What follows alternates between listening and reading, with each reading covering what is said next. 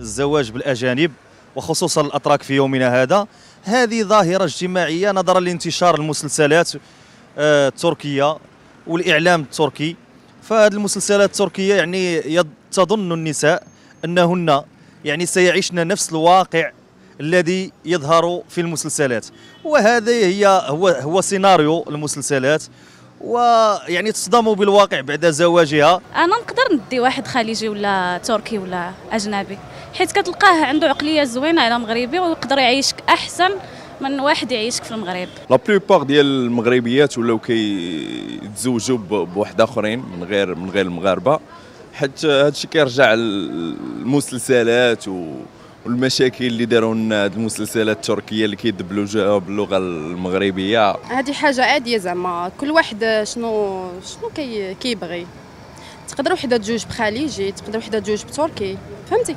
انا الا جاني تركي ولا شي حاجه نتزوج به عادي، زعما ماشي مكاينش المشكل. ماشي مع هاد الفكره، لان الاختلاف ديال الثقافه والمجتمع وكذا بالنسبه لي ما كيسمحش انني يكون ارتباط بيننا وبينه. ممكن ان الا كانوا مسلمين، ولكن الا كان الاديان مختلفه هذيك انا كونتر هاد القضيه هذه. كيقولوا التواركه زوينين، مؤدبين ياك، وشنو اخر نجوح.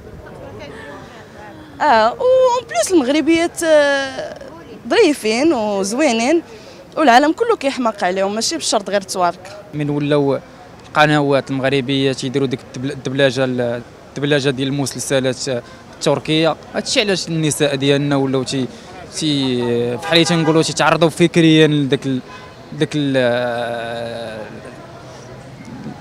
الهجره، تيهاجروا فكريا لتركيا وتيعيشوا ديك الثقافه ديالهم، داك الانفتاح ديالهم.